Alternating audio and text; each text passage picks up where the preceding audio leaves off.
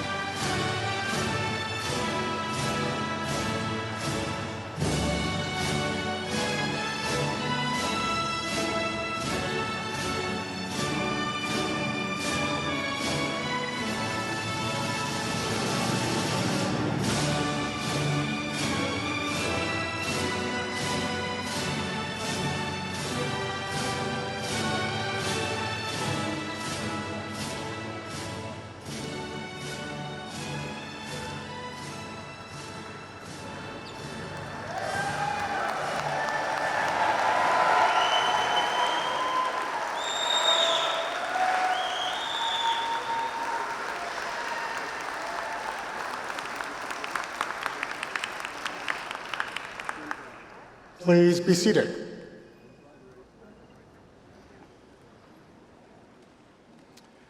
Well, good afternoon. My name is Peter Igarashi. I am the Dean of the Renaissance School of Medicine, and I have the honor of presiding over today's convocation.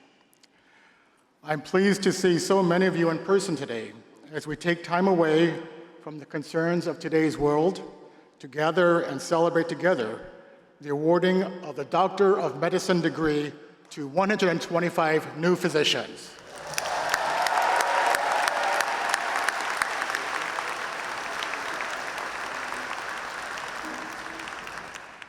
Before beginning, though, I would like to pause to take a moment to remember our benefactor, Jim Simons, who passed away last Friday at the age of 86. Jim Simons was a brilliant mathematician and former chair of the Department of Mathematics at Stony Brook University. In 1978, he founded Renaissance Technologies, which pioneered the use of quantitative analytics to create the most successful investment fund in this country's history. Jim Simons donated much of the proceeds to support programs at Stony Brook University, including the School of Medicine. In 2018, the school was renamed the Renaissance School of Medicine in recognition of a gift from more than 100 families at Renaissance Technologies. I want to express my sincere gratitude to Jim Simons for his unwavering support of our institution and my deepest condolences to his family. Jim Simons' passing leaves an unfillable void in our hearts, but his legacy will live on through the physicians who were educated here, including today's graduates. To the class of 2024, congratulations. You made it.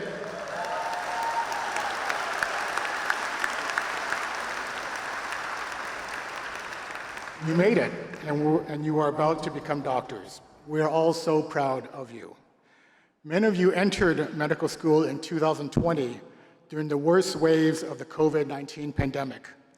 It was a time of fear and uncertainty before there were effective treatments or vaccines. It must have taken great courage to enter healthcare at that time, and yet you did so to pursue your dream of becoming a physician, a dream that today becomes a reality. Your perseverance has paid off, and your resilience will serve you well as you continue your medical training and careers as doctors. The faculty, deans, staff, and I have thoroughly enjoyed getting to know you during your time with us. We admire your achievements, your selfless commitment to serving the underserved, and your curiosity and research accomplishments. You inspire us daily, and you continue to amaze us all. This year marks a milestone for the Renaissance School of Medicine as we celebrate our 50th graduating class. I would like to congratulate the faculty, staff, students, and alumni on reaching this milestone. The School of Medicine was founded in 1971 and graduated its first class of 18 students in 1974. Since then, the Renaissance School of Medicine has trained nearly 6,000 doctors. Our alumni include leaders in academic medicine, cancer centers, professional societies, and private practice, as well as physicians who have founded successful biotech companies, entered government service, and joined medical missions to provide care for patients in developing countries. I'd like to thank the alumni of the Renaissance School of Medicine who have joined us today. Please stand if you are able so you can be recognized.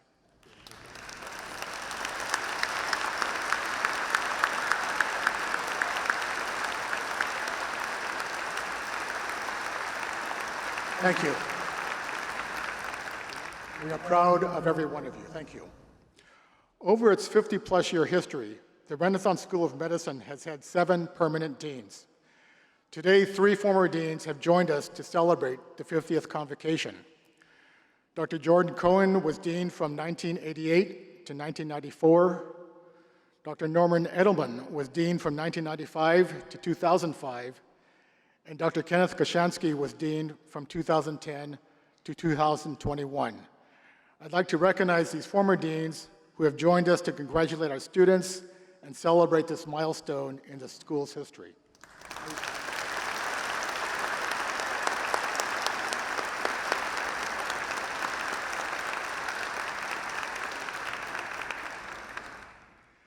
Although we're a relatively young school, the Renaissance School of Medicine has had an outsized impact on medicine and society.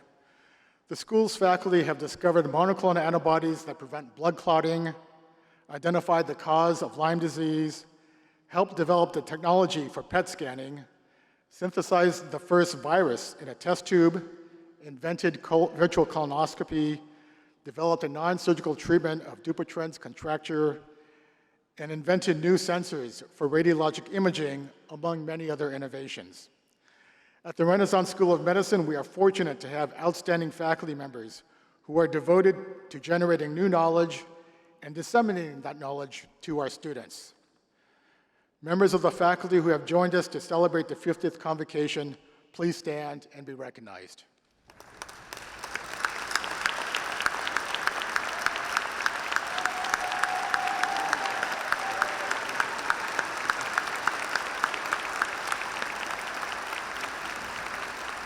Thank you. Finally, to our graduates, partners, families, friends, and loved ones, thank you for supporting our students during the difficult times over the last several years. Medical school is challenging enough in the best of times. Your advice, your encouragement, succor, and patience are appreciated and essential.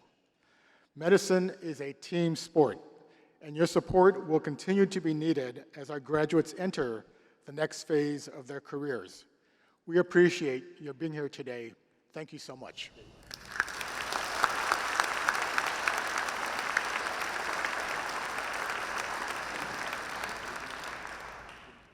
And now it's my pleasure to invite Dr. Bill Wertheim, Interim Executive Vice President for Health Sciences at Stony Brook University, to make a few remarks.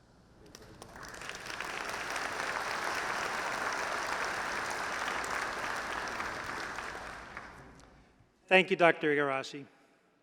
I'm delighted to be here today to welcome our faculty, staff, alumni, graduates, and their family and friends to Stony Brook University's 50th Renaissance School of Medicine Convocation. I'm honored to be here today to congratulate you, the class of 2024, and help celebrate your achievements. Today marks a significant milestone in your lives.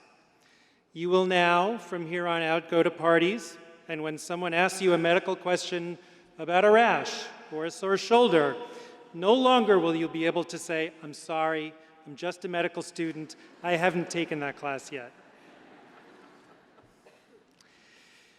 You joined today a distinguished group of nearly 6,000 alumni of the Renaissance School of Medicine, as Dr. Igarashi said, stretching back to our first class, who graduated in 1974. And I think it is fitting that at our milestone 50th Convocation, we are celebrating you, an extraordinary class. I'm delighted that most of you are staying in New York, a majority of you are staying in New York, including many staying here at Stony Brook, and the rest of you representing Stony Brook as you head out to 19 US states. All of you are starting your careers in medicine when the need for physicians is great. The need for empathy, clarity, and an ability for physicians to make the science of medicine accessible to their patients is substantial. I'm confident that the skills you have learned while at Stony Brook have laid this foundation for your careers.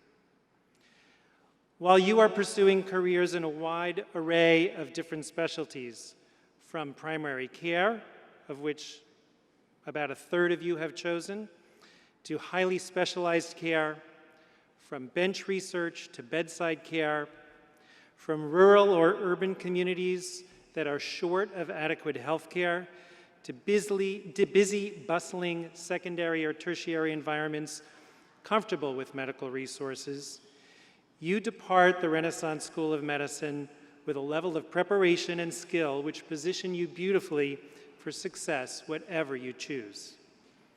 And that preparation is a testament both to the commitment and the innovation of your faculty and to the dedication and hard work every single one of you have put into learning this curriculum. Your class has shown remarkable resilience. As you recall, you started medical school online amid a pandemic. You are on your third dean.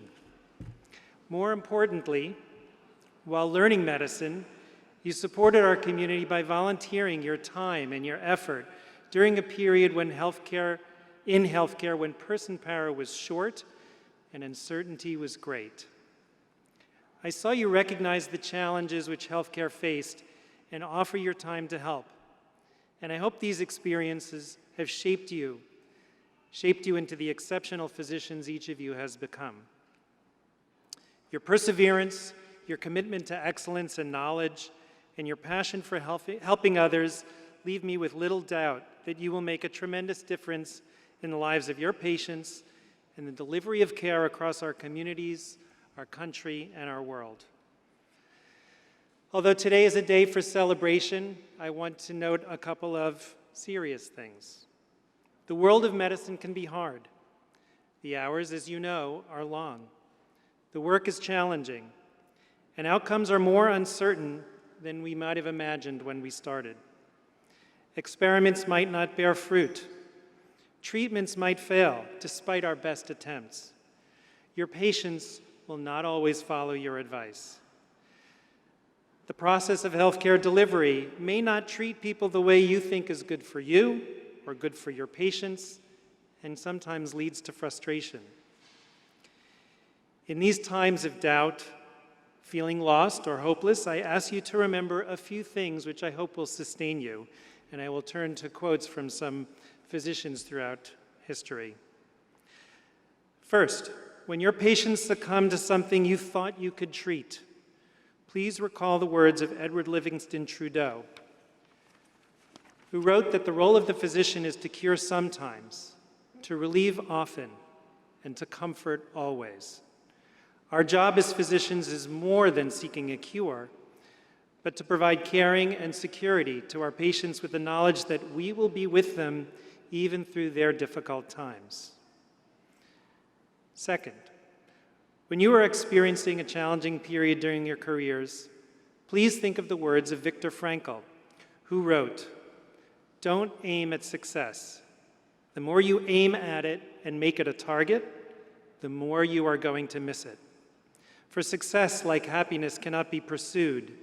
It must ensue, and it only does so as the unintended side effect of one's personal dedication to a cause greater than oneself.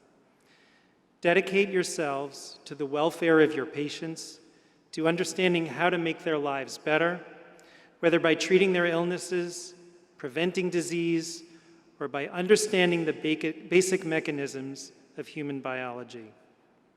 Third, there is always, despite your stellar education, more to learn.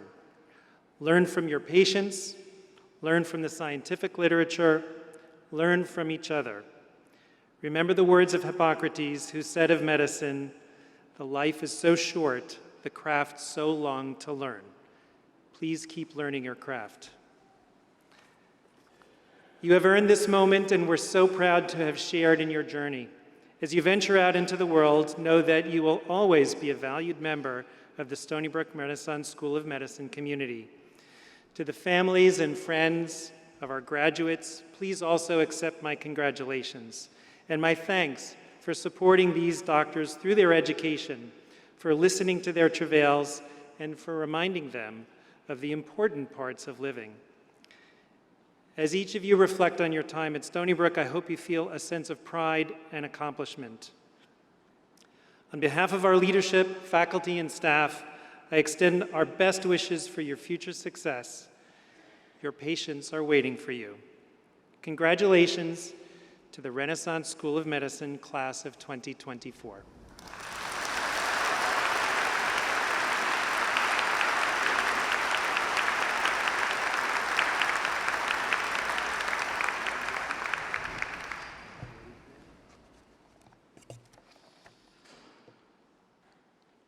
In the summer of 1995, Sue Hedayati, a young medical student at George Washington University School of Medicine in Washington, D.C., was awarded a medical student research fellowship to study at the nearby National Institutes of Health. There, Sue worked in the laboratory of Dr. Anthony Fauci, where she contributed to studies showing that cellular activation stimulates replication of the human immunodeficiency virus, HIV. That work was published the following year in the New England Journal of Medicine.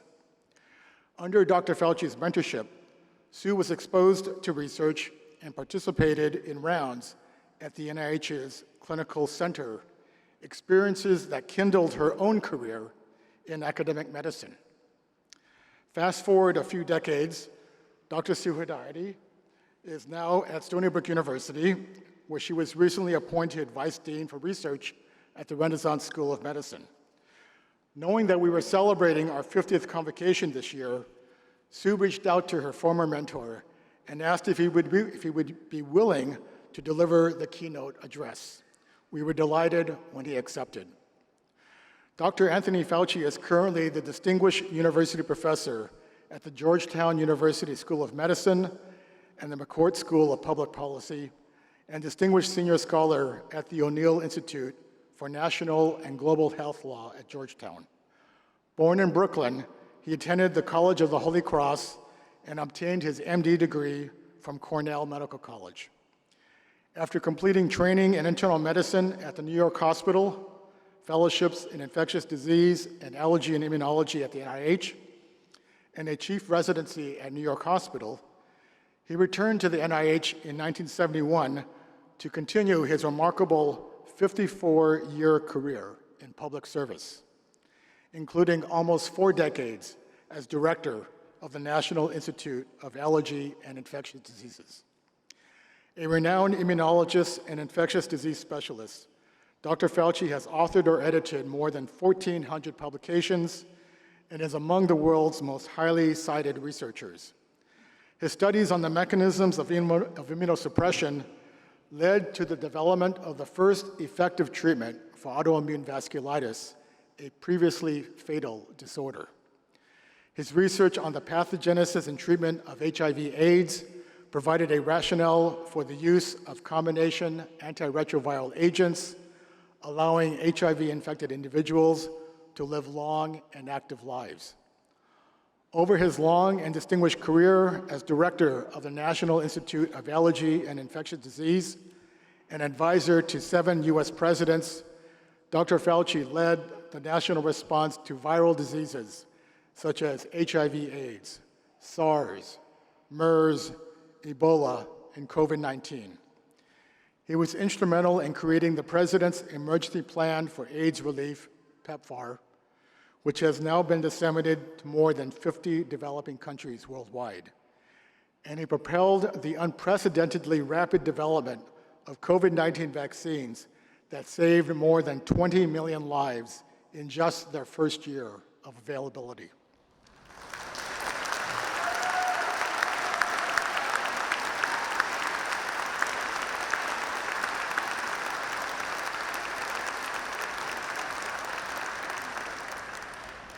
In recognition of the totality of his contributions, Dr. Fauci has been awarded the Presidential Medal of Freedom, the National Medal of Science, the Cobra Medal, and the Mary Woodard Lasker Award for Public Service. He's been elected to the National Academy of Sciences, the National Academy of Medicine, the American Academy of Arts and Sciences, and the American Philosophical Society, among others. Since its inception more than 50 years ago, the Renaissance School of Medicine has been dedicated to training physicians who practice medicine with a solid foundation in basic science. The motto, "Science in Service of People," aptly describes our goal of producing physicians who are equipped to bring the latest discoveries in biomedical research to benefit their patients and their communities, not only now, but well into the future. With this goal in mind, I am honored to introduce America's preeminent physician scientist, Dr. Anthony Fauci, to deliver us today's keynote address.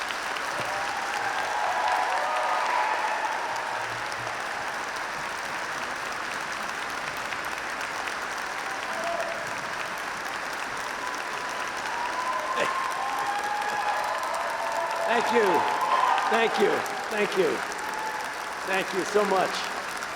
Thank you. Thank you. Thank you. Thank you, Dr. Igarashi, for that kind introduction. Members of the faculty, distinguished guests, family members, friends of the graduates, and of course you, the 2024 graduating class of the Stony Brook University Renaissance School of Medicine. It is truly a pleasure and an honor to be your commencement speaker, and congratulations on being the 50th class to graduate. I am delighted to share this exciting and celebratory day with you and your families and friends. Now, I have been fortunate to have had the privilege of delivering several commencement addresses over the years, and I invariably have included in those addresses a reference to the fact that I was in your shoes many years ago when I graduated from medical school, and so I felt that I could directly relate to what you have just experienced as a student, and we might share some common experiences. While the broad context of my medical school experience and yours does share many basic commonalities, your journey has been exceptional, and in some cases, unprecedented. As you heard, most of you entered the class of 2024 in the fall of 2020. For the PhDs and the MD PhDs, it may have been a bit earlier. But for all of you, the COVID-19 pandemic has disrupted your educational experience to a greater or lesser degree. This is particularly true given how hard the New York metropolitan and surrounding areas were hit by the pandemic. Yet, you persevered in your training despite the upheaval, constraints, and losses caused by the historic pandemic. Now, during those years, from my perch at the NIH and my years in the White House, I felt enormous admiration, I mean that, for you, and respect for your dedication that allowed you to successfully complete your medical school, PhD, and other advanced training degrees under these unusual and trying circumstances. But that was the past, and the future is now. You are here today with your heads held high, and the world of medicine and science is awaiting you. Now that we have entered the post-emergency phase of COVID pandemic, as expected, analyses of lessons learned begun. I speak not only of lessons we have learned that can help us prepare for the next public health challenge, but more importantly, lessons that will apply to your future professional and personal experiences that are far removed from pandemic outbreaks. Today, I would like to briefly discuss just a few of these lessons. First, expect the unexpected. The early phase of the COVID pandemic was brought to public attention in January 2020, and so the pandemic unfolded as it unfolded over months and then incredibly over years. The virus successively revealed multiple secrets, some of which caught us somewhat by surprise, as well prepared as we thought we were. Importantly, we learned that SARS-CoV-2, unlike most other respiratory viruses, is often transmitted from people who are infected but who have no symptoms. Moreover, to further outwit us, the virus continually mutated, forming more transmissible variants that escaped our immune defenses and protections, even from prior infection and vaccinations. Each new revelation not only humbled us, but served as a stark reminder that when facing novel and unanticipated challenges in life, as you all will, I promise you, any predictions we might make about what will happen next or how a situation will unfold must always be provisional. And accepting that reality means also accepting the critical importance of being open-minded and flexible in assessing a situation as new information unfolds. Next lesson. Beware of the insidious nature of anti-science.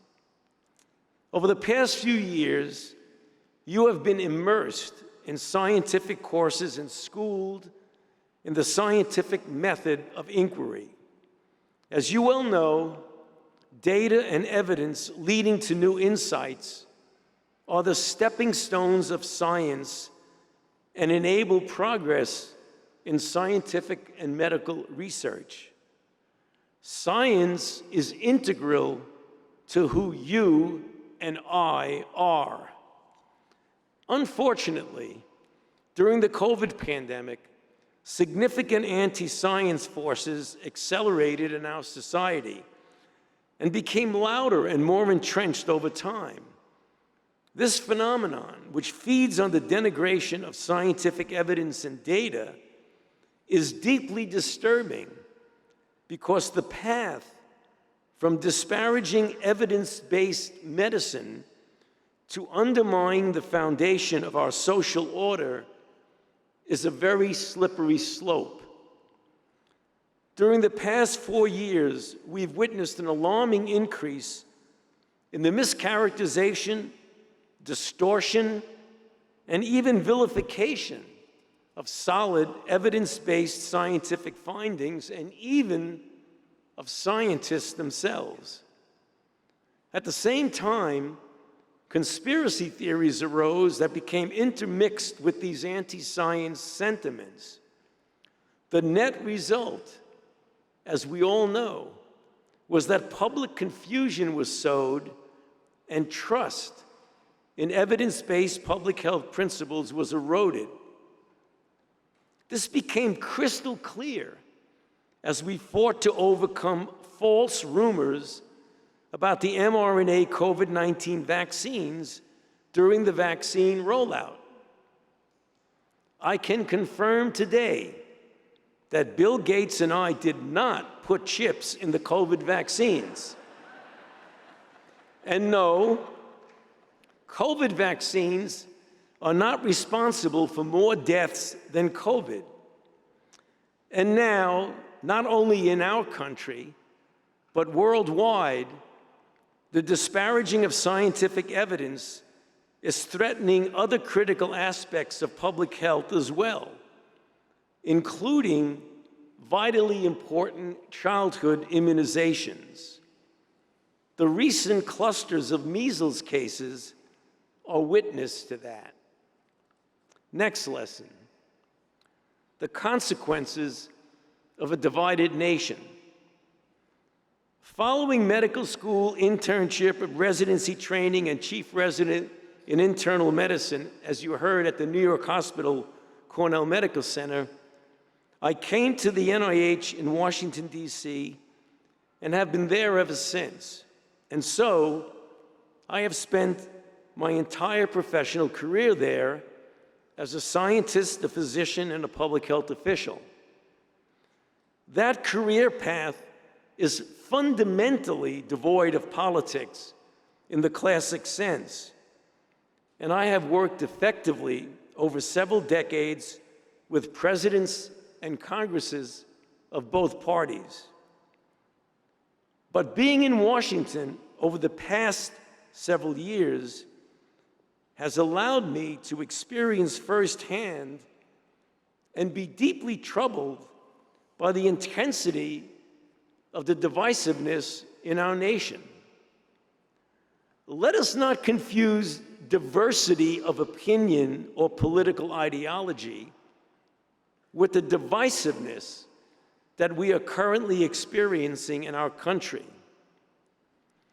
What troubles me greatly is that differences of opinion or ideology have in certain situations been reflected by egregious distortions of reality. Sadly, elements of our society are driven by a cacophony of falsehoods, lies, and conspiracy theories that get repeated often enough that after a while, they stand largely unchallenged, ominously leading to an insidious acceptance of what I call the normalization of untruths. We see this happen on a daily basis, propagated through a range of information platforms, social media, and enterprises passing themselves off as news organizations. Guess who I'm talking about, right?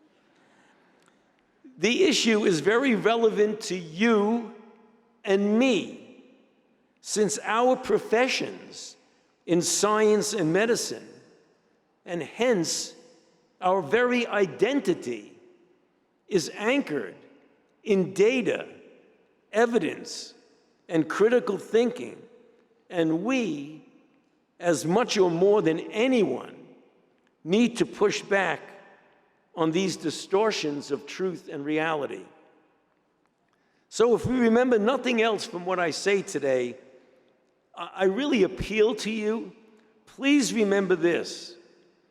As physicians and scientists, it's our collective responsibility not to go about our lives in passive acceptance of the normalization of untruths. This is how a society devolves into a way of life where scholarship, honesty, and integrity, the things that we stand for, become subservient to propaganda, and the core principles of a just social order begin to erode. And so seek and listen to opinions that differ from your own. That's great. But critically analyze information, which you have learned to do so well right here at Stony Brook, so that you can discern and challenge weak assertions built on untruths. As future leaders in medicine and science, we are counting on you for that. Our collective future truly is in your hands. So let me leave you with a few time-honored thoughts on our chosen profession. I refer to the principles that have guided generations of physicians, healthcare professionals, and scientists, principles that are sometimes forgotten or neglected in the current technological world of modern medicine, and unfortunately, may even be difficult to implement with the looming increase in the use of AI, as helpful as that might be, and it will be. But these are the principles that are the foundation of the joy and the beauty of our profession: integrity, unselfishness, perseverance, inquisitiveness, and a never-ending thirst for knowledge, with the patient as the focus and beneficiary of all that you do professionally, be you a healthcare professional or a basic scientist. Nearly a century ago, Dr. Francis Peabody told medical students at Harvard, one of the essential qualities of the clinician is interest in humanity. For the secret of the care of the patient is in caring for the patient. These are simple words, but as true today as they were then. In our modern world of technology, a CT scan does not care for your patient. Robotics does not care for your patients. AI does not care for your patients. You and your humanity are the keys to optimal patient care. I have tried never to forget that, and I urge you to do the same. Even if you are not practicing medicine, but are a basic scientist or a public health person, your integrity, your scholarship, and your commitment should be aimed at the advancement of knowledge for the good of humankind. Finally, I have been speaking to you over the past few minutes about issues that have a serious tone to them. I want to close with a reminder that amid these serious issues, life holds the potential for much joy. Now, I certainly, given my career, am not the poster child for good life-work balance. But my wife encouraged me to say, it is important that you allow yourselves to cultivate this joy as much as you do your professional accomplishments. Find your sources of joy and embrace them. Many of you will be in serious and important positions starting relatively soon. This is not incompatible with the fact that you have so many other things to live for and to be happy about. Reach for them often and relish the joy. Congratulations to you, to your families and your loved ones. Good luck and God bless you.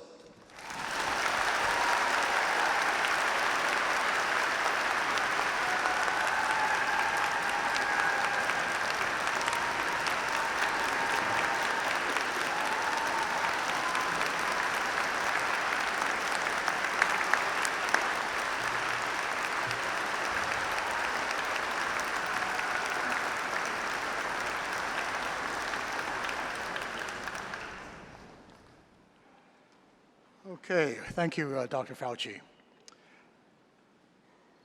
Now I'd like to introduce one of our graduating students, Dr. Danielle Kumar, who will deliver the graduate address. Where is it? There you are. Take your time.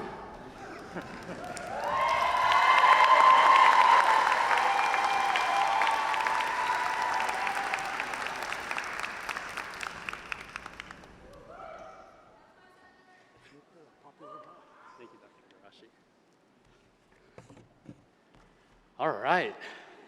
I get to follow Dr. Fauci. That's great. Thank you, Dr. Fauci.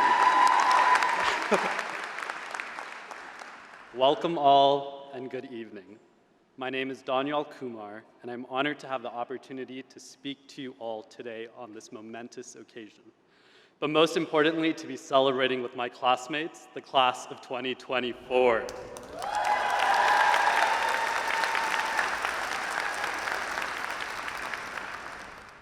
I want to welcome everyone to Stony Brook, a place that for the past 4 years I have grown to call home.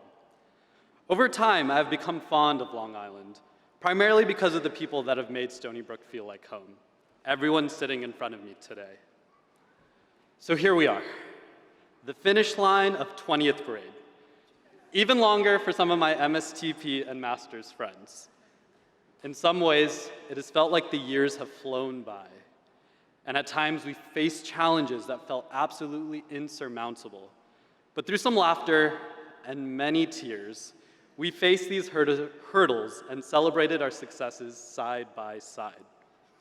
All of us have played a role in making Stony Brook a better place for all medical students over the past 4 years. And I believe it's just a glimpse into the future of how, in our careers, we will change the field of medicine for the better. Now, I want to take a moment to recap some of these moments with you through the last 4 years. To everyone in the audience, you may have no idea what I'm about to say or some of the memories I'm talking about, but bear with me. All right, to start off, and it's been said before, starting medical school with online anatomy. Not sure about you, but I kind of loved it because on my surgery clerkship, whenever I didn't know an answer to an OR question, I just told them I did online anatomy. And it always worked. They're like, oh yeah, that's fine. I promise to everyone in the audience and Dr. Larson, we did learn anatomy, kinda. All right, next off, to meeting everyone in person after 6 months of seeing them on Zoom and thinking, whoa, they're way taller or way shorter than I thought. And then that weird moment when someone said it to you in person and you didn't know how to take it. Was it a compliment, an insult? It was just, whew. Next, to working together to make phase 1 pass-fail, improve our quality of life in the school for the better.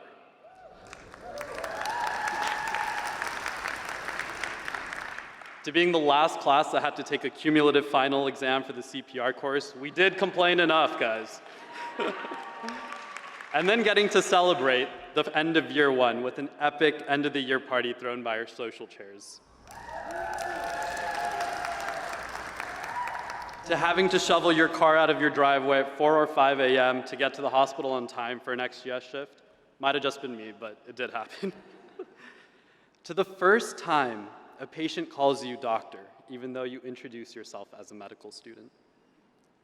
To debriefing a difficult day with another classmate. To going to Barrito or Tommy's to celebrate any small win in medical school.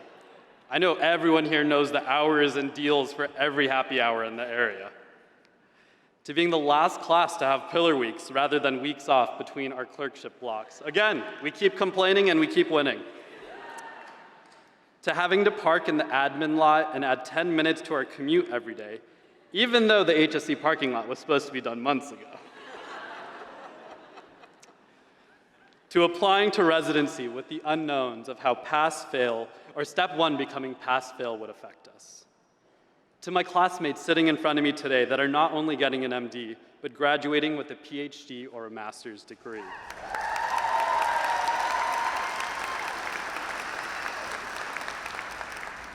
To having the highest step 2 average Stony Brook has ever had.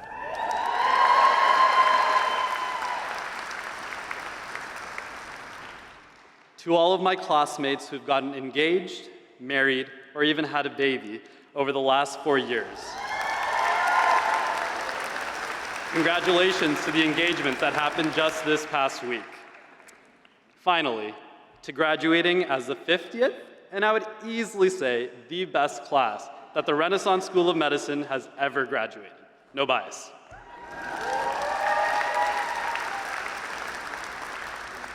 The community we have created together at Stony Brook has been an integral part of my growth, not only as a physician, but as a person as well.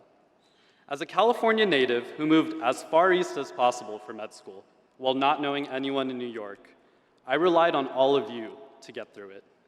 To a classmate buying me my first snow scraper, to relying on you all for rides when my car broke down on multiple occasions, to teaching me what good pizza and bagels truly are. Thank you for teaching this Californian what it means to be a New Yorker. So, now over the course of the next month, we're all going to be in different houses, cities, states, coast, beginning the process of making somewhere new feel like home. For those of you going somewhere completely new, my hope for you is that you find people that support you and raise you up the way all of you have done for me. All of us are about to embark on a very large change as we start residency, literally going from 4th year medical students who have way too much time on their hands to interns who are not going to have very much free time at all.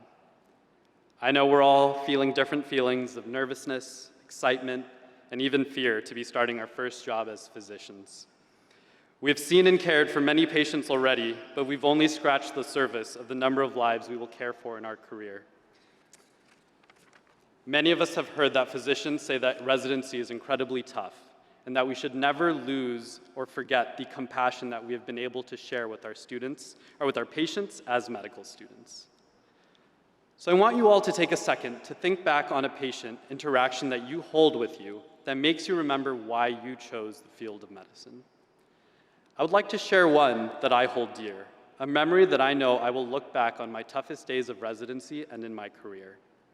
This was a patient on my neurology clerkship, an older but generally healthy English school teacher who was admitted after seeing flashes of color and double vision while driving.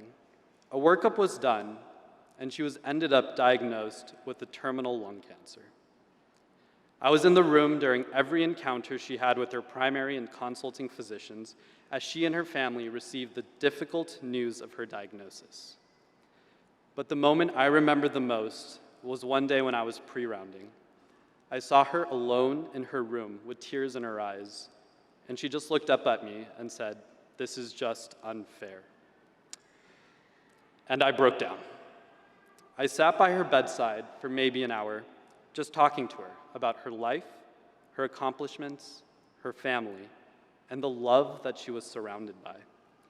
She reminded me of how drastically life can change for someone when they enter the hospital or clinic doors, and how we as physicians play such a massive role in physically and emotionally helping our patients navigate these moments.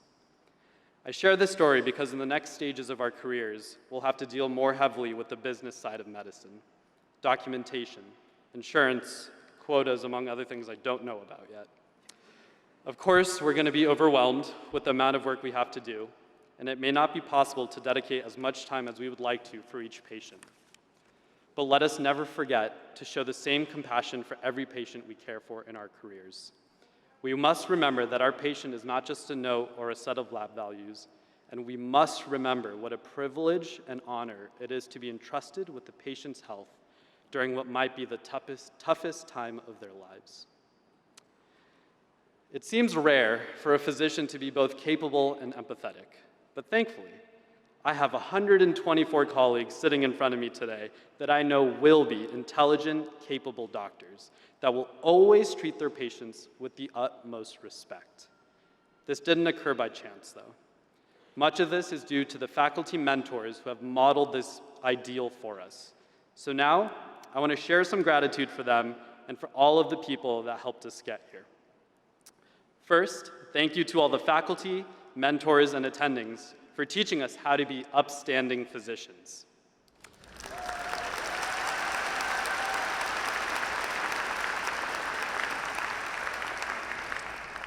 Thank you to the admissions committee for seeing the potential in us before we even got here.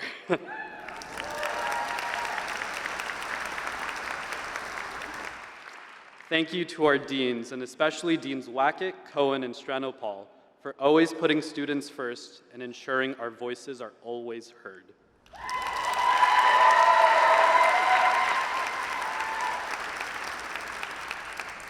Thank you to all the administrators in the Dean's office for keeping us on track and doing so much work behind the scenes. Shout out to Anita for always sending us an email when there was free food or good flight deals going on.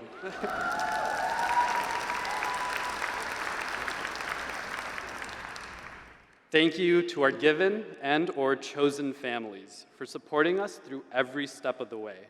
Shout out to my dad for always preparing and freezing 2 to 3 weeks worth of food so I could fly back to New York with it and eat it whenever I missed home.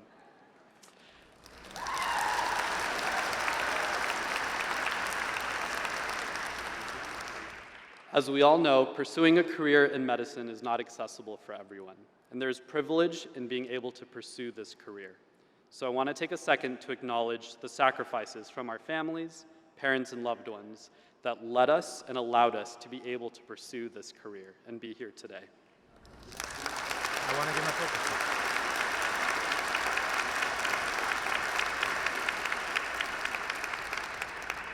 Lastly, thank you to my classmates, to each and every one of you who I've learned from, who has shaped my medical school journey, and in turn, shaped me into the physician I am today. Over the course of medical school, you have all made a positive and lasting impact on the school, faculty, and patients you have worked with and served. The field of medicine is constantly changing, and in our medical school journey, we have already faced several changes or unknowns head-on and come out on the other side stronger. I look towards the future of medicine with hope and determination, knowing that you all, in your respective fields, wherever you may practice, will be leading the charge for positive change. We have already proven that we have the grit, determination, and voice to make meaningful change throughout our medical careers. So here's to celebrating the small and large wins for ourselves and our patients, to always being there for our patients during their biggest times in need, and to always being there for each other, and to finally earning a paycheck.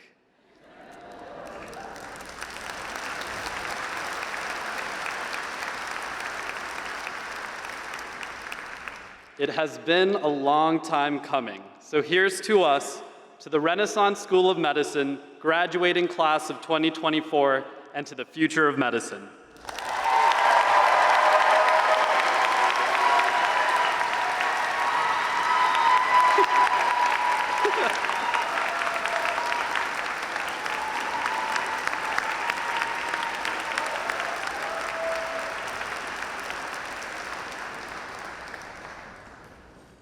Thank you, Danielle. That was fantastic. So now we come to the hooding ceremony. The hooding ceremony originated in medieval Europe, and the hood represents the passage of knowledge as well as approval from a professor to the professor's student. Today we have the privilege of having both our deans as well as selected faculty who were selected by the graduates to perform the hooding. So you'll see a combination of both occurring today. To actually do the hooding ceremony, I'd like to introduce our deans, Drs. Jack Fuhrer, Dave Cohen, Howard Fleet, Jadon Phillips, Lisa Strano-Paul, Jenny Williams, and Drew Wackett to begin the ceremony. Thank you.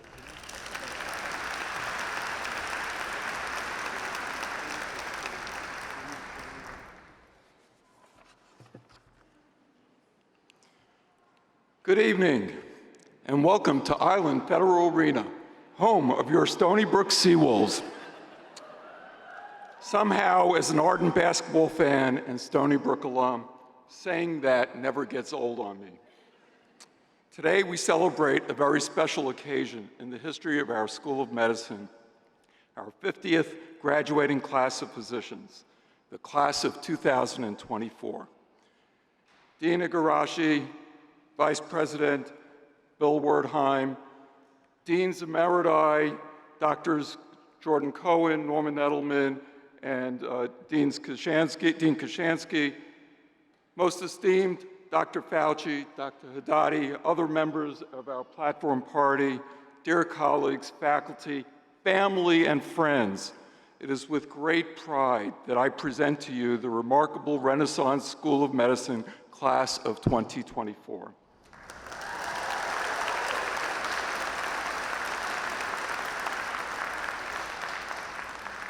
I would speculate that until recently, the class of 2024 had no knowledge of this distinction of being the 50th graduating class. Truth be told, neither did most of us on this stage today. This class is remarkable in many other ways as well.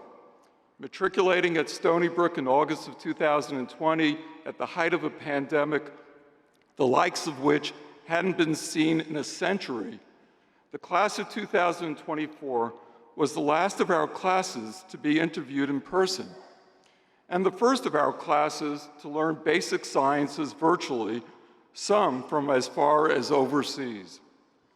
They came to campus in January of 2021, shortly after the COVID vaccines became available, and met each other in person for the first time. Yet despite this delay, they connected with each other and became great lifelong friends.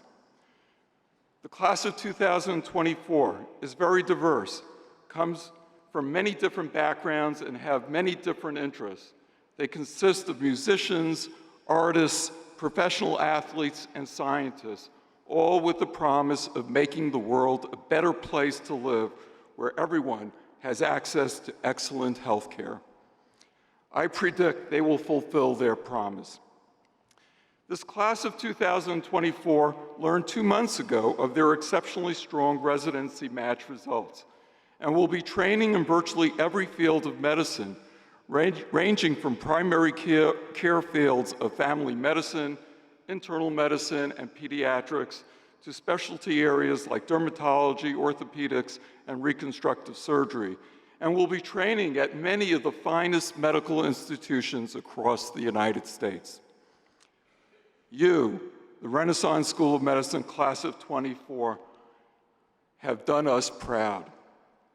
To paraphrase my 2-year-old great niece, who, upon understanding the significance of her daddy's graduation from medical school 5 years ago, sweetly and admiringly exclaimed, "You did it." Congratulations, class of 2024.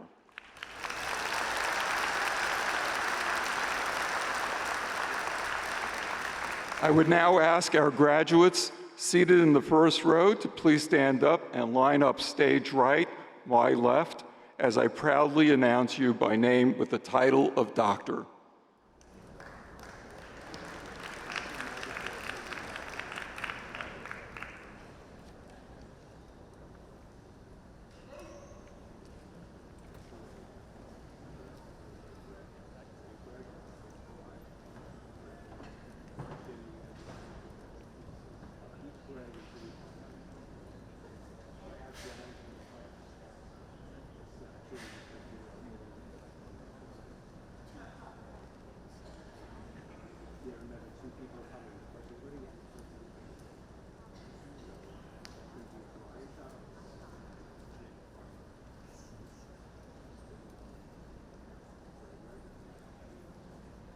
Thank you for your patience. There's a little bit of choreography that takes place here.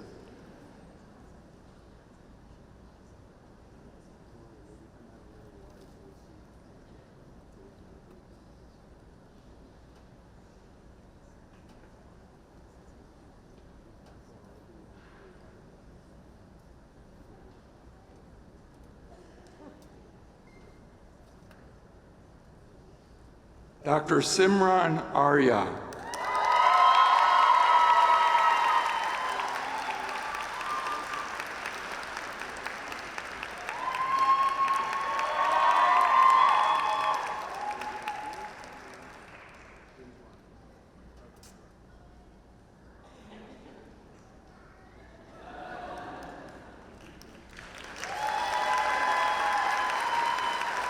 Dr. Evyatar Bear.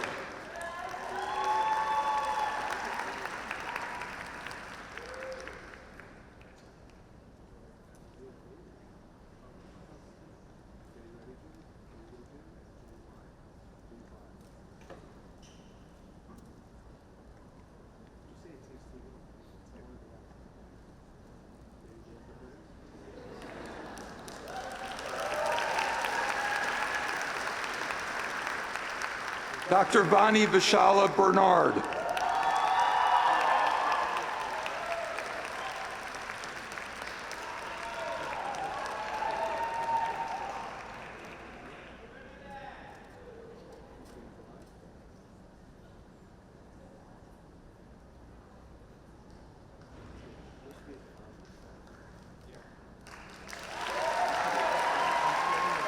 Dr. Adam Billig.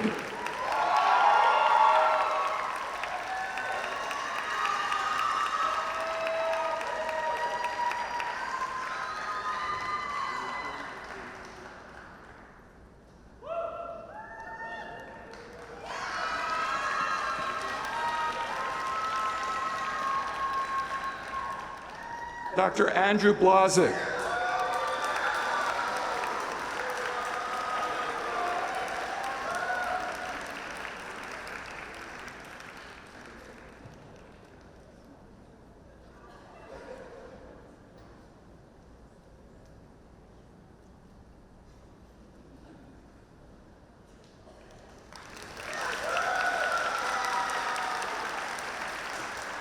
Dr. Thomas Aaron Bogue.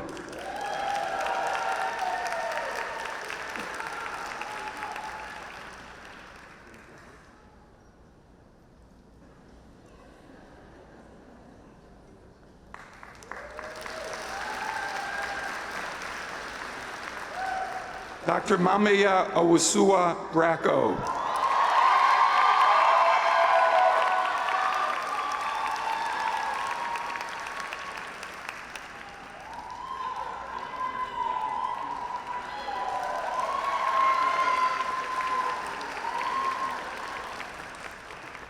Dr. Salvatore Capitosto.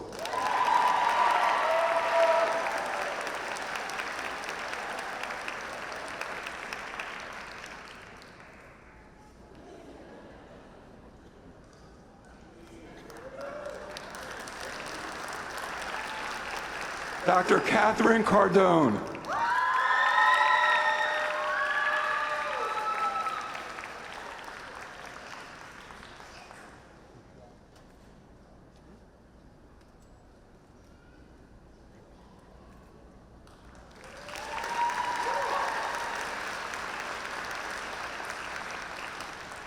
Dr. Camille Marie Tolentino Chan.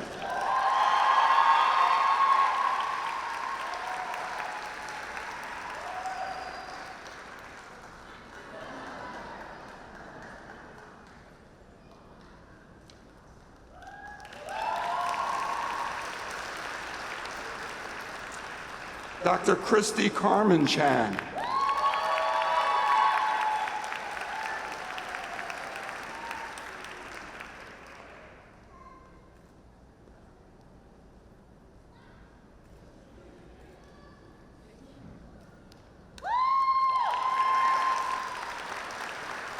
Dr. Mansi Chandra.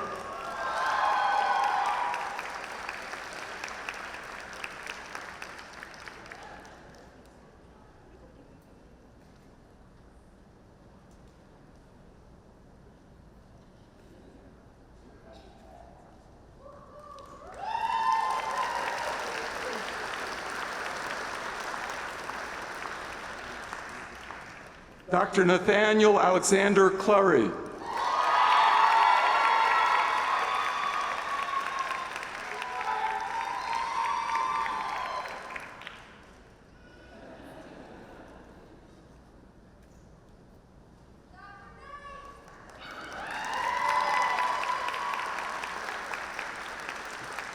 Dr. Alistair Shaman Collins.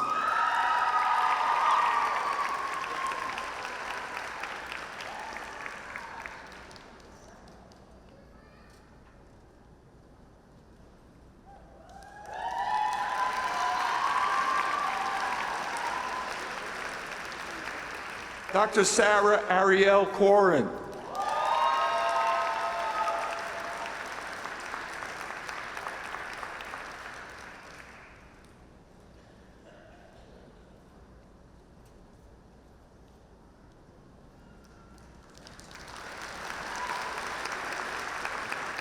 Dr. Benjamin Harris Peterson Corman.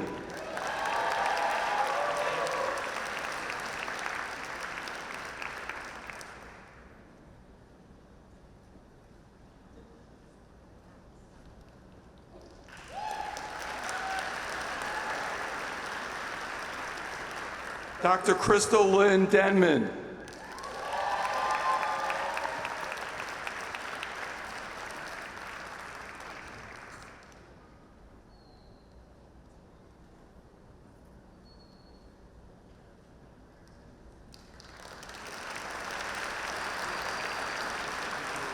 Dr. Catherine Grace Devitt.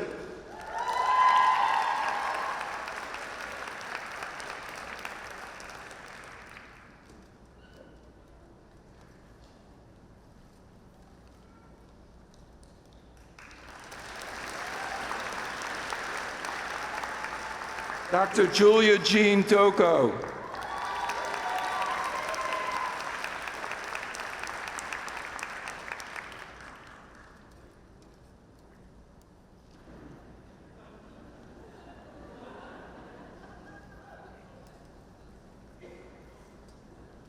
They don't teach you that in medical school.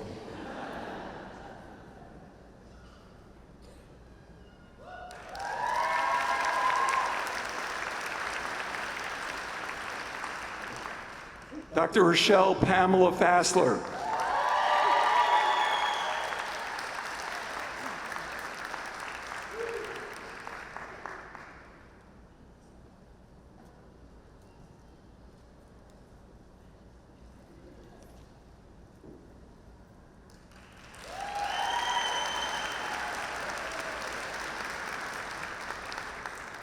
Dr. Catherine Ferrer-Pradas.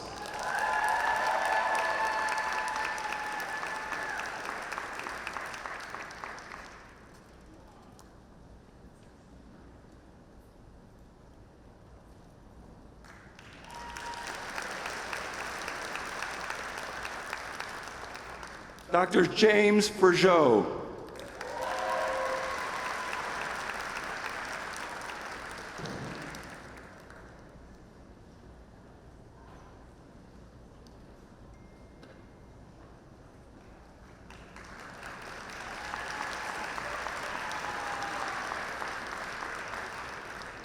Dr. Daphne Poteni Tierka-Froman.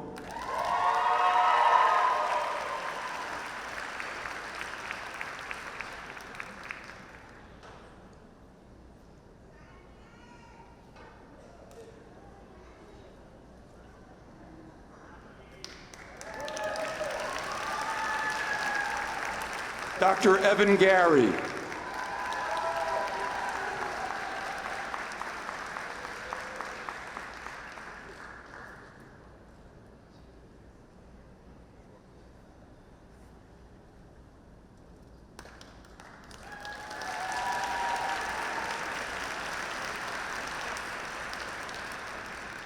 Dr. Nisha Gogbole.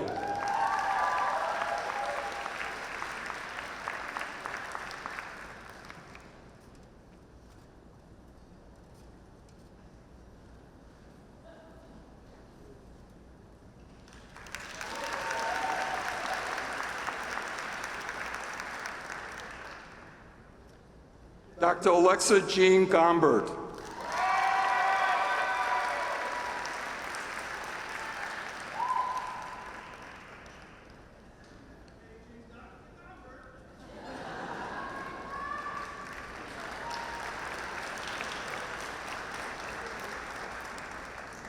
Dr. Samuel William Granfield.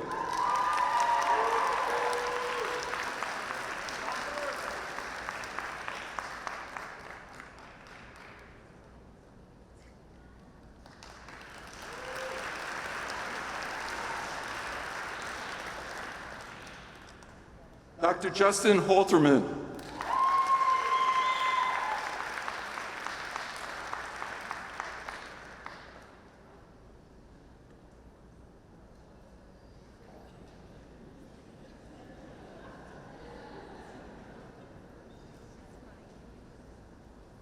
We have time.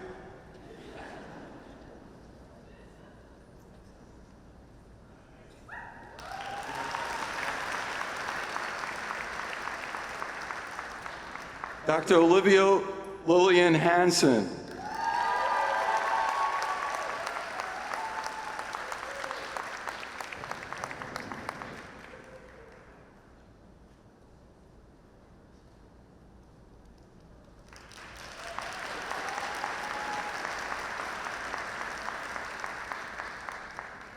Dr. Katrina Hart.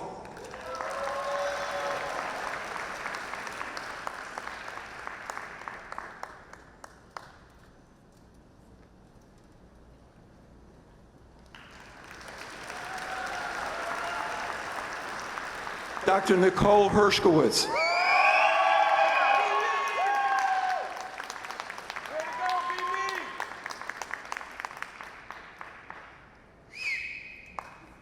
You go, Nick!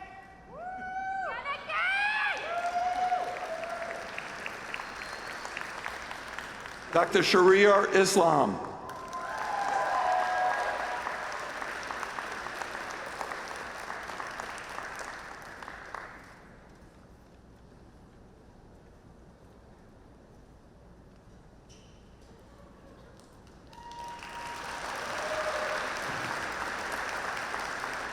Dr. Rebecca Jennings.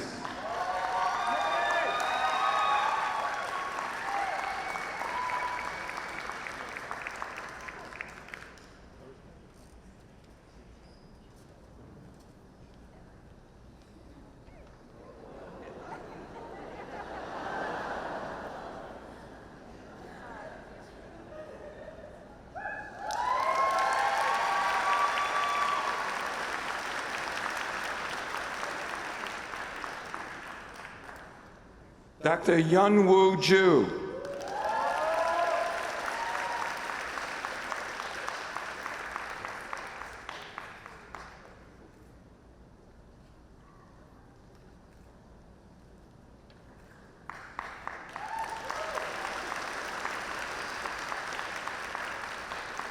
Dr. Soumya Kasliwal.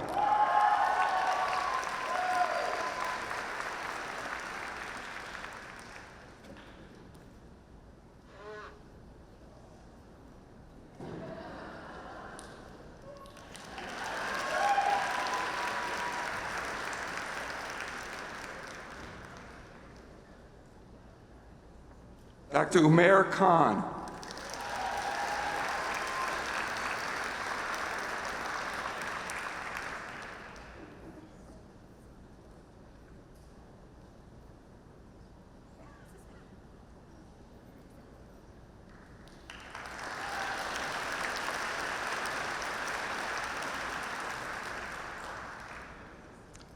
Dr. Matthew Kim.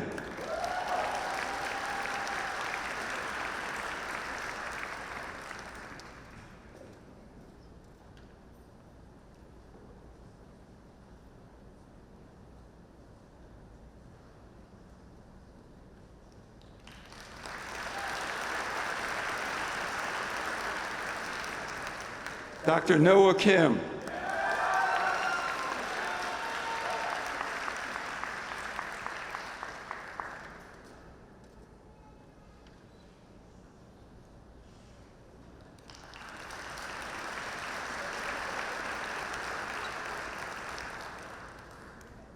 Dr. Soo-Kyung Sarah Kim.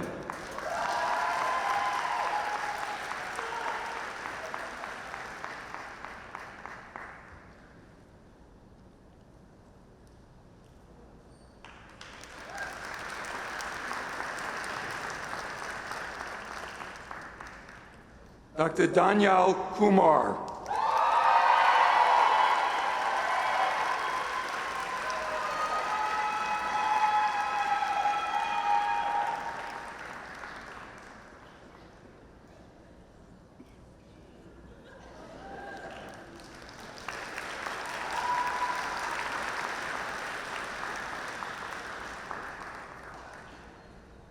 Dr. Rebecca Jihei Lee.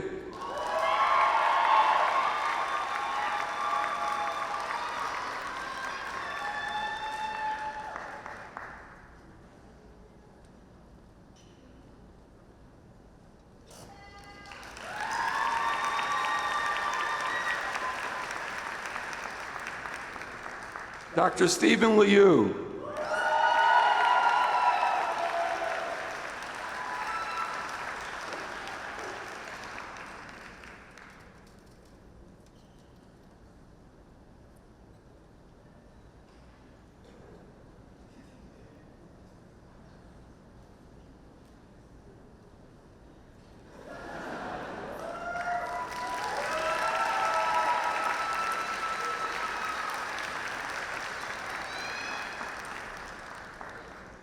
Dr. Gabriela Mercedes Lamonaco.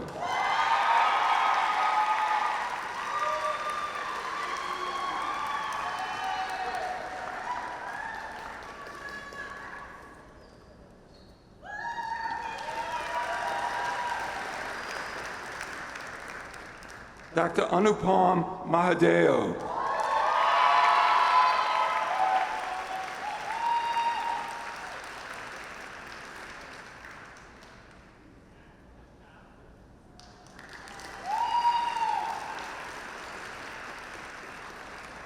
Dr. Sarah Alexandra Mark.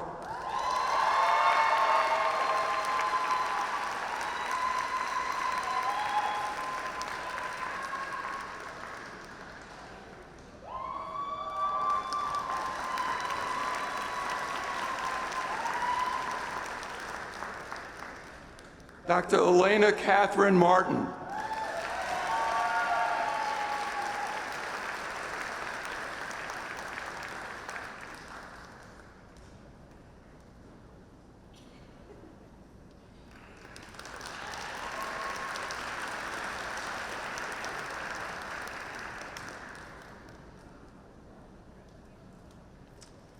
Dr. Cecilia North, Mastro Giacomo.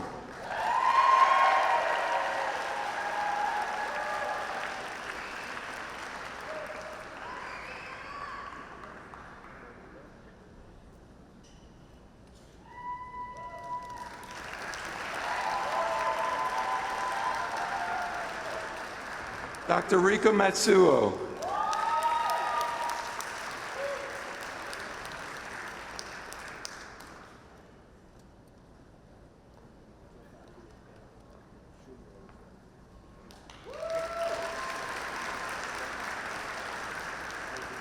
Dr. Christina Michelle Mazza.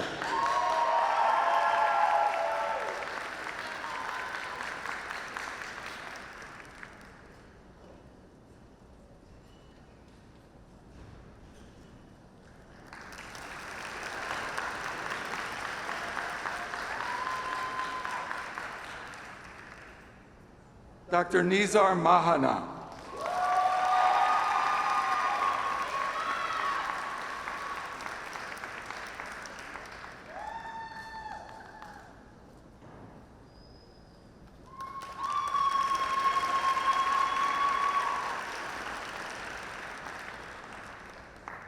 Dr. Sebastian Mendez.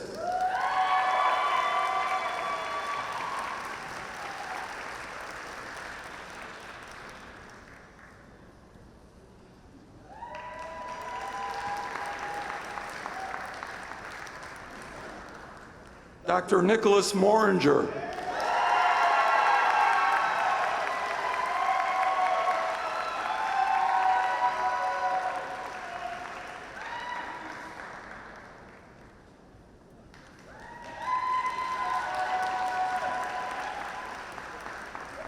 Dr. Angela Marie Musco.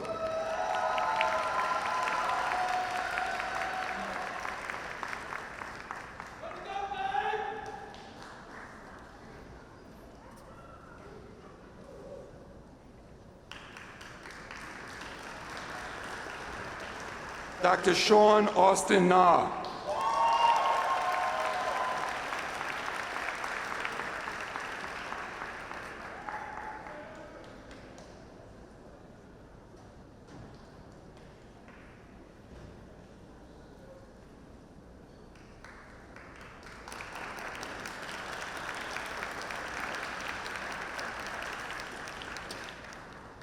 Dr. Nikki Nadaf.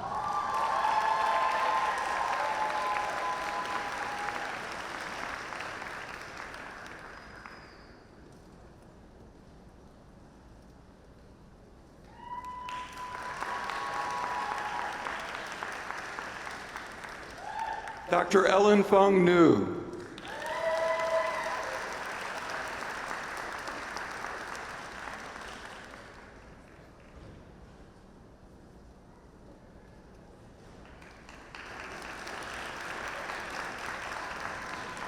Dr. Fatima Noor.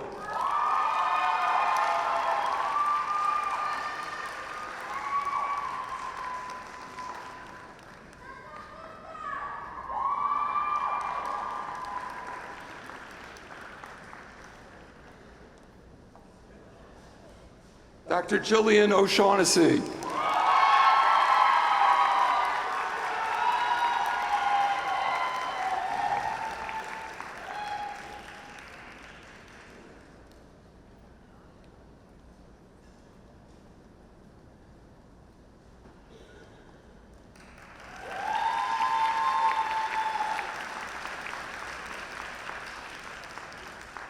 Dr. Evan Olson.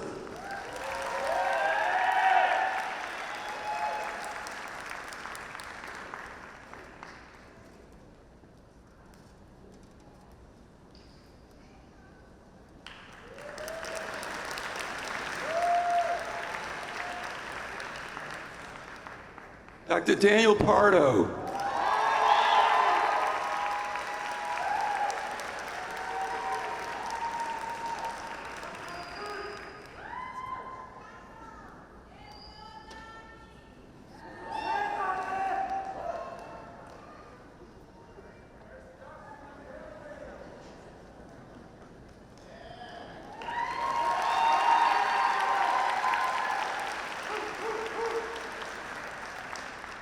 Dr. Hiram Pereira.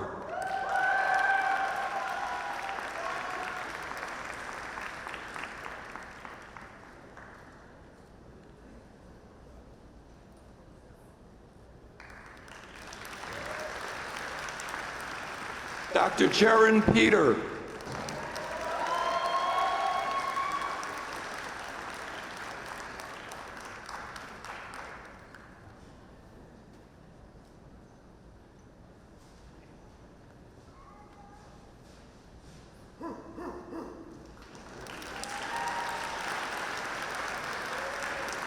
Dr. Aidan Francis Pierce.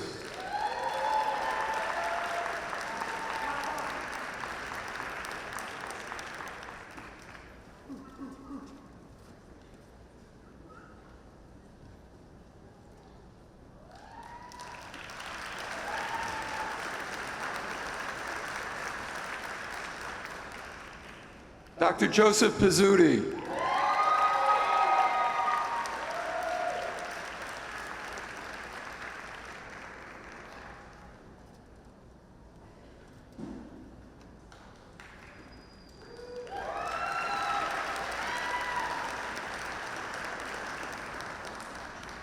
Dr. Claire Polizu.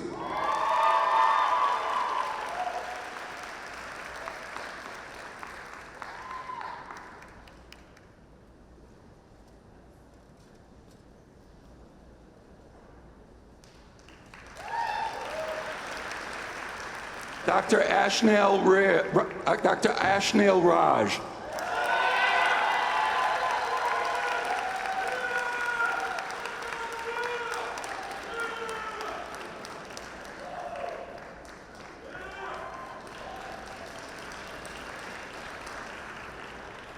Dr. Zubi Razak.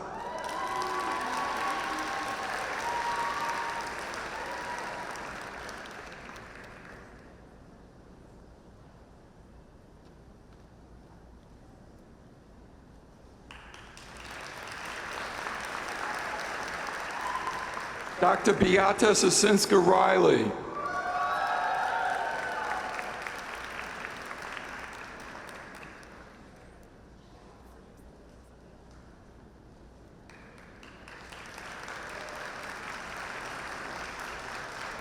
Dr. Victoria Grace Rizzuto.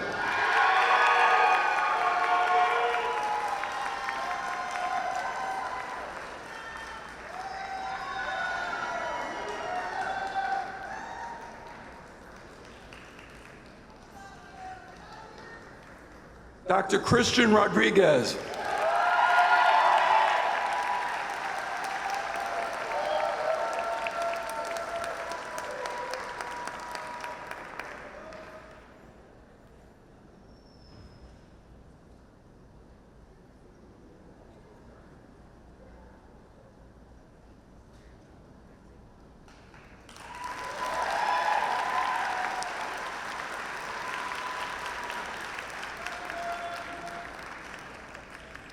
Dr. Sarah Vienna Rose.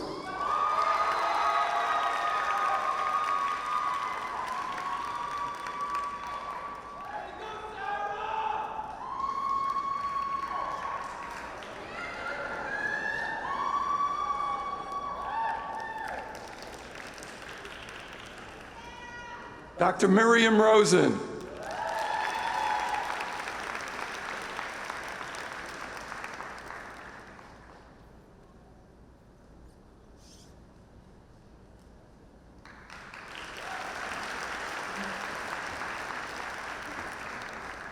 Dr. Christina Ryman.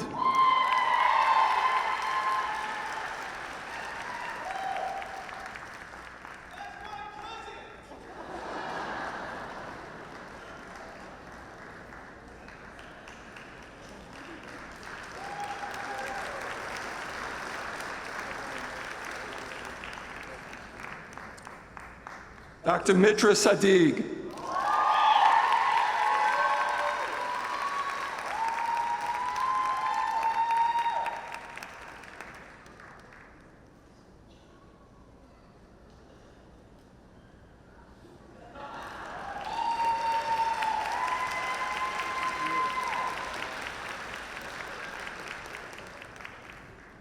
Dr. Aaliyah Nicole Safran.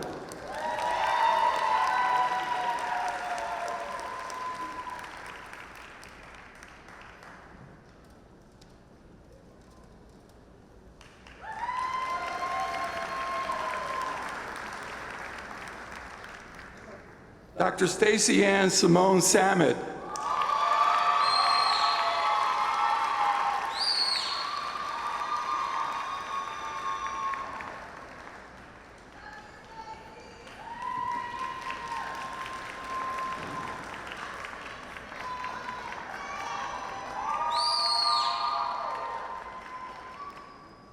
Dr. Robert Drew Sampson.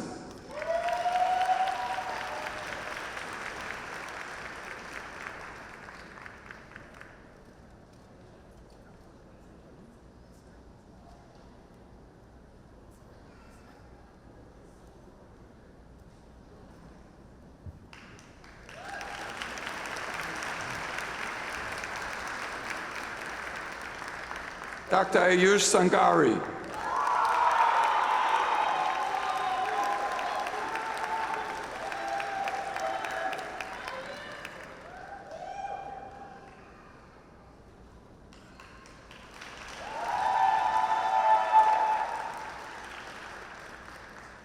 Dr. Nathaniel Sapir.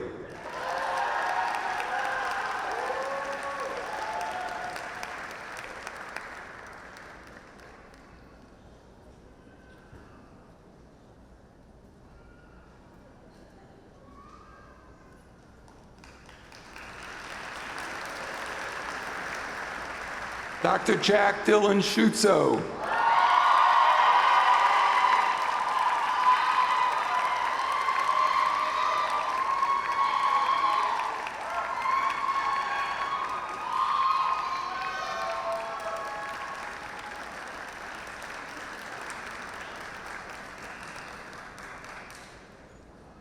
Dr. Matthew Schottenfeld.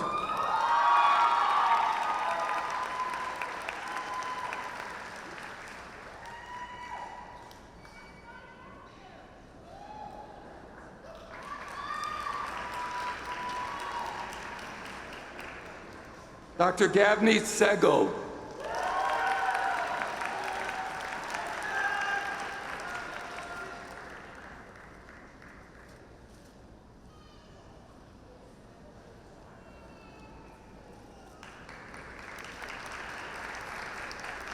Dr. Megan Elizabeth Seelig.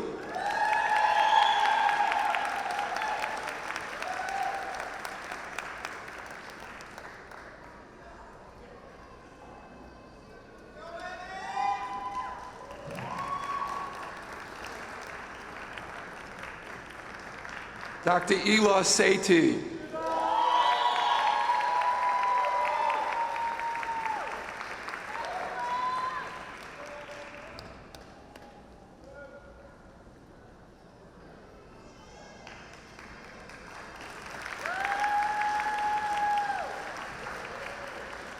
Dr. Hannah Jean Spredo.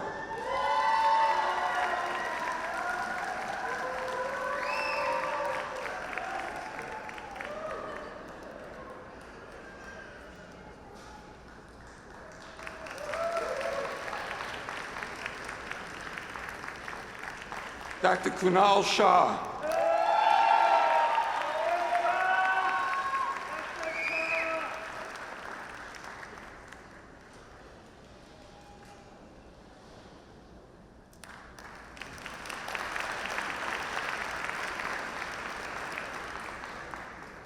Dr. Joshua Shaw.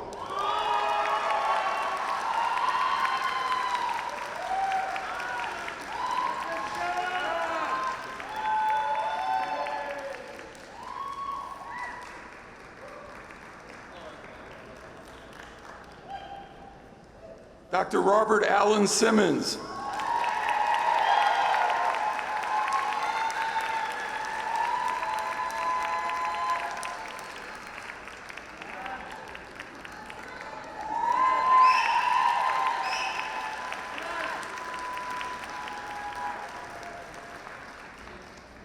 Dr. Sahib Singh.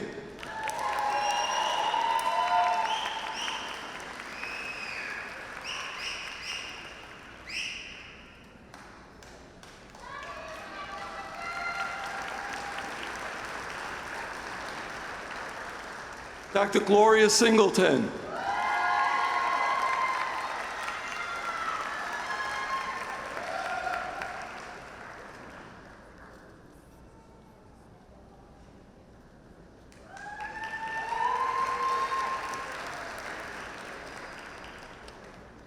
Dr. Razia Sultana.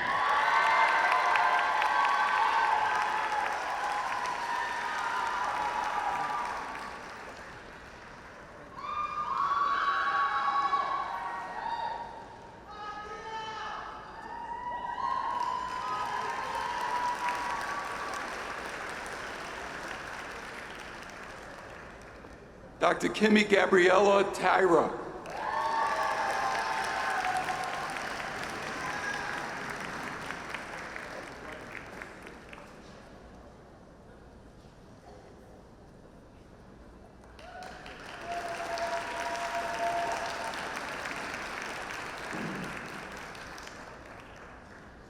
Dr. Kimberly Tang.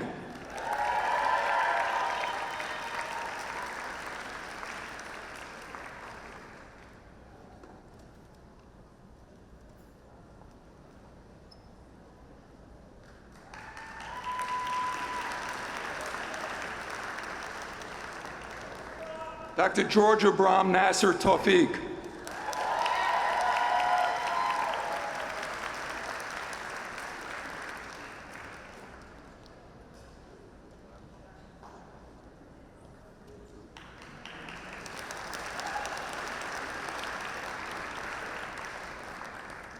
Dr. Olamante Tedla.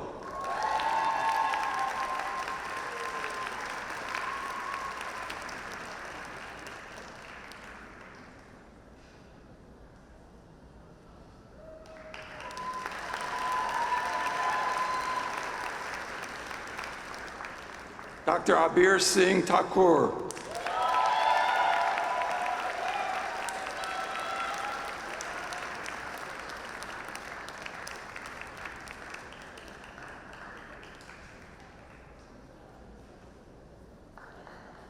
Dr. Mahesh Tiwari.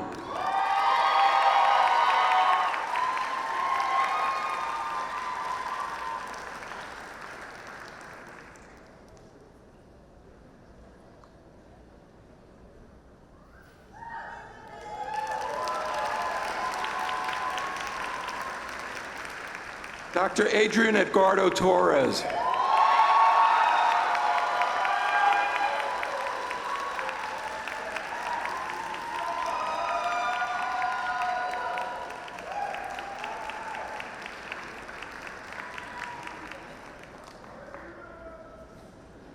Dr. Danielle Marie Tufano.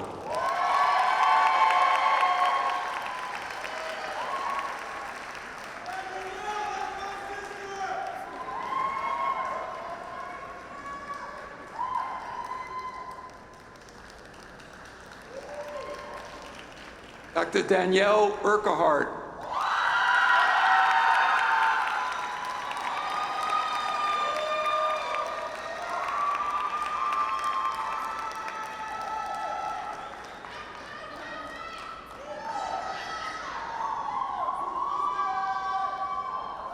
Dr. Tiffany Ashley Velasquez.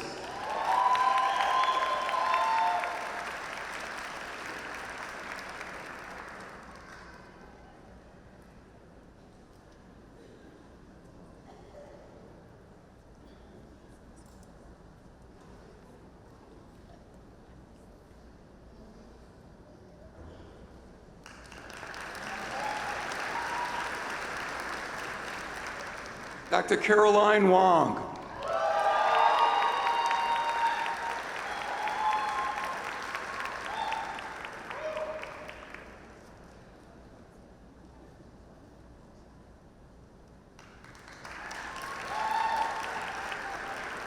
Dr. Cassie Wong.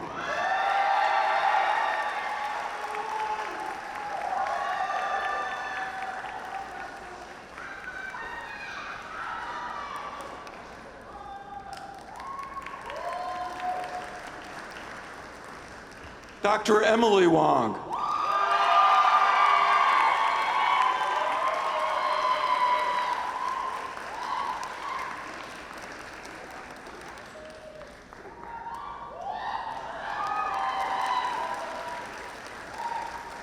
Dr. Madeline Wong.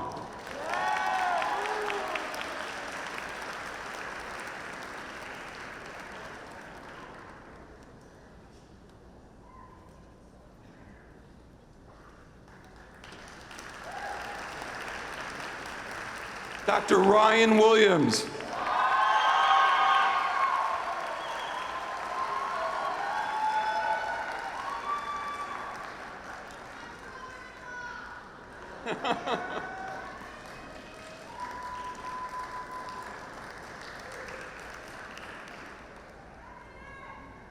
Dr. Brandon Wong.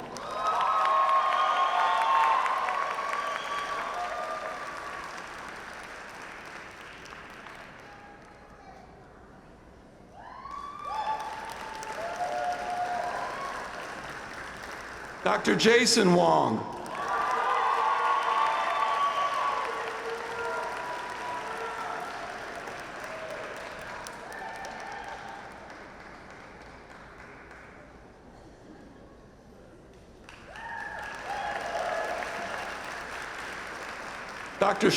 Dr. Jeffrey Wong.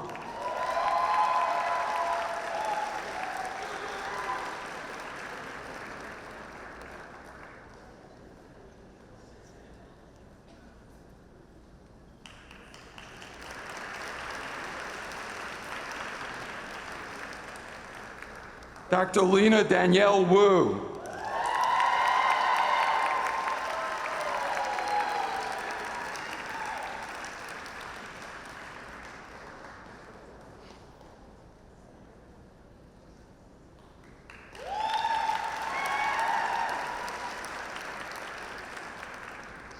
Dr. Joyce Shah.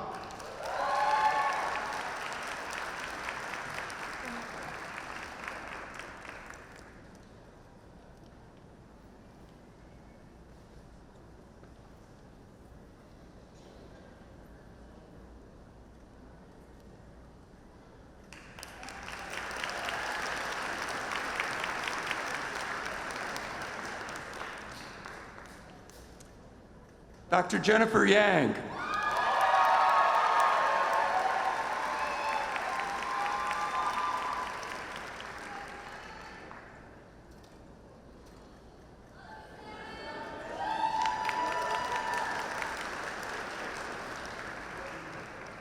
Dr. Philip Yee.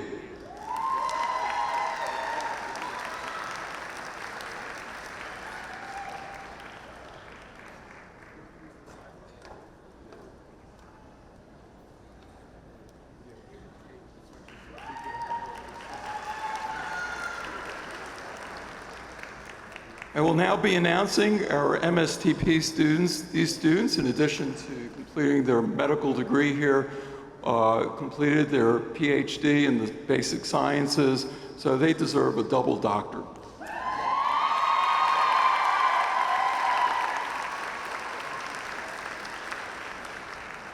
Dr. Alan Chen.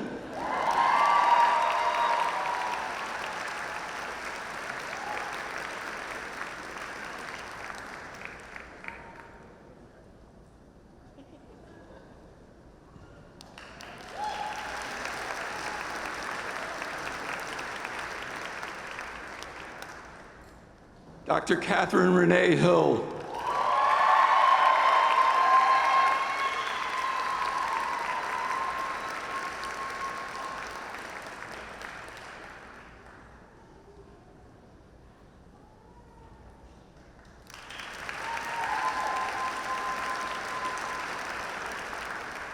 Dr. Nuri Kim Hegelmeyer.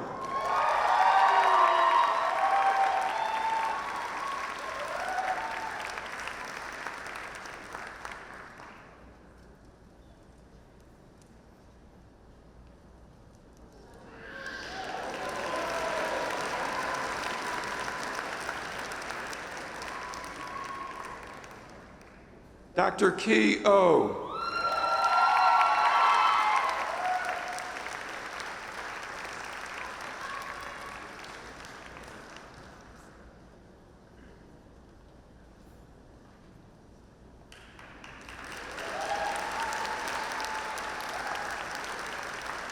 Dr. Deborah Dorothy Rupert.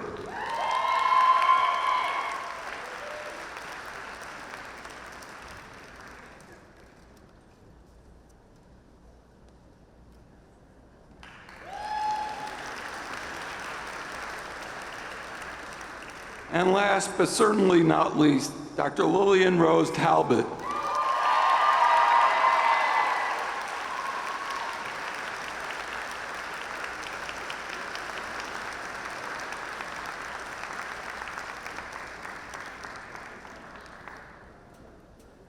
As Lillian returns to her seat, I'm going to ask the students to please stand up to the audience, turn around for a round of applause for all of them.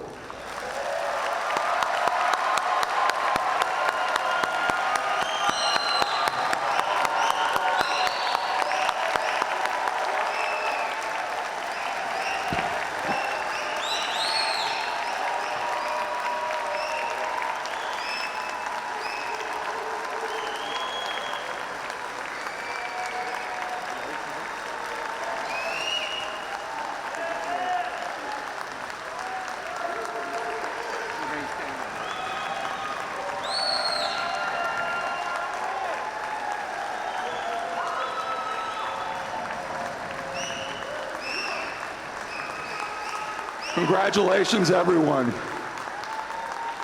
Please remain standing as you'll be taking the Hippocratic Oath now.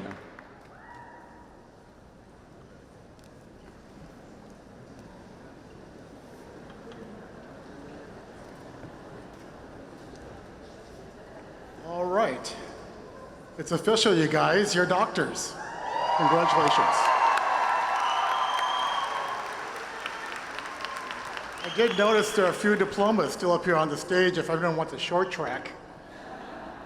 Just kidding, just kidding.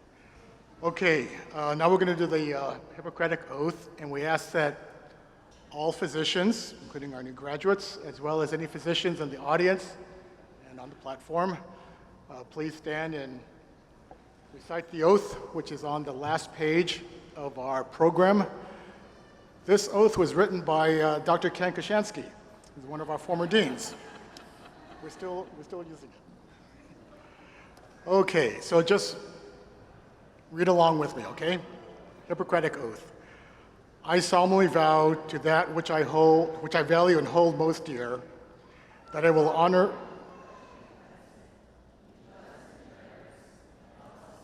colleagues in their service to humanity. That just as I have learned from those who preceded me, so will I instruct those who follow me in the science and the art of medicine. That I will recognize the limits of my knowledge and pursue lifelong learning to better care for patients and prevent illness. That I will seek the counsel of others when they are more expert, so as to fulfill my obligation to those who are entrusted to my care. That I will not withdraw from my patients in their time of need. That I will lead my life with integrity and honor, using my position wisely. That whatsoever I shall see or hear of the lives of my patients that is not fitting to be spoken, I will keep in confidence. That I will maintain the sacred trust, holding myself far aloof from wrong, from corrupting, from the tempting of others to vice. That above else, I will serve the highest interests of my patients through the practice of my science and my art. That I will be an advocate for patients in need and strive for justice in their care. I now turn to my calling, promising to preserve its finest traditions with the reward of a long experience in the joy of healing. I make this vow freely and upon my honor. Thank you.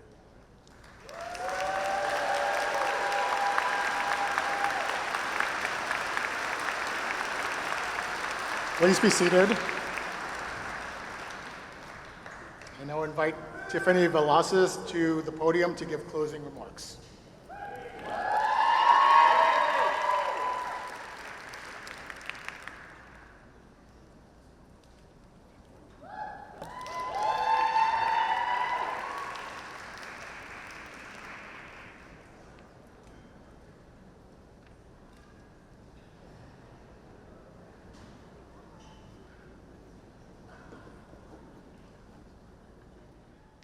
Good evening to the class of 2024, our friends, family, alumni.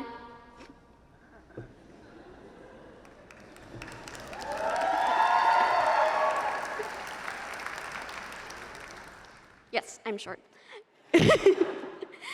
Good evening to the class of 2024, our friends, family, alumni, faculty, and guest speaker, Dr. Fauci. Today is a momentous day and occasion. It is just the beginning of our long careers and the dream we worked so hard for. But before I send you off to take countless photos and receive many hugs and congratulations, please allow me to take you all on a journey down memory lane. First stop, anatomy lab.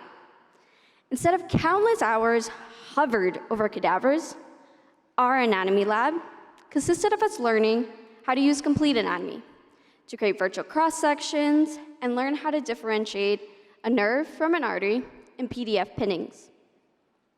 In biochem, not only did we learn once again about that pesky Krebs cycle, but we also became mini Zoom IT experts as we dealt with the various technical and Wi-Fi issues that were thrown our way. But what I think was our greatest feat, and something I'm truly proud of this class for, is we didn't let some virus ruin our bond and stop us from getting to know one another and from creating some lasting friendships. Not only do we study hard and support one another by sharing multiple study resources and by breaking down the many, many nuances of the fire hydrant of information that was bellowing our way towards us, we played hard, as best and as safely as we could, with our various virtual trivia, movie, game nights, socially distant beach hangs and scavenger hunts, and even just a regular or casual phone call or text to check in and make sure one was doing all right in those weird and isolating times. We adapted and looked out for one another, despite being separated by distance, a screen, and a keyboard. Something I think will help make us even better clinicians as we go forward in our careers. Now, fast forward to our clinical years, where we not only speed dated through each specialty, but also began to form our own professional identities and bedside manners. We learned how to connect with our patients, gain their trust, and convey empathy, all while looking like big Smurfs, dressed in our blue plastic PPE gowns and face shields. And if that wasn't enough, after long shifts at the hospital, we came home to be welcomed by UWorld, Anki, Online MedEd, or whatever other self-study resource we could get our hands on. Oh, and on top of all that, we continued to attend to our own daily personal needs and whatever else outside of medicine life wanted to throw at us. Through these years, we began to learn how to balance our roles as physicians with our roles as friend, sibling, parent, husband, wife, and the many other roles we will continue to play in our non-medical lives. Forever lifelong learners, advocates for our patients, and equally as important, advocates for ourselves. Here we are at what some may say the end, and others the beginning. Each of our journeys to this point different than the other.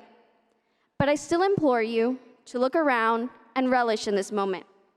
All your hard work, all the countless late nights studying and sometimes crying, and all the fun times together and laughs have led to this point.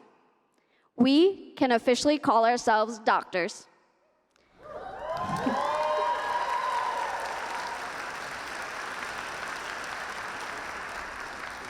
So as we go forward in our careers, I hope you look back fondly on this moment as a testament to your determination, grit, and hard work. Remember to keep your sense of wonder and intellectual curiosity.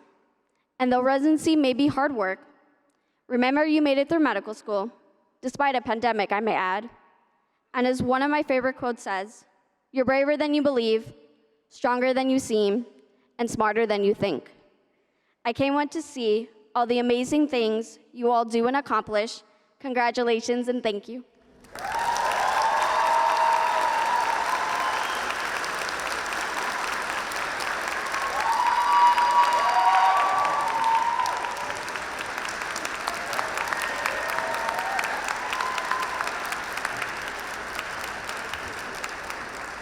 Okay, this concludes our convocation. Thanks everyone for coming.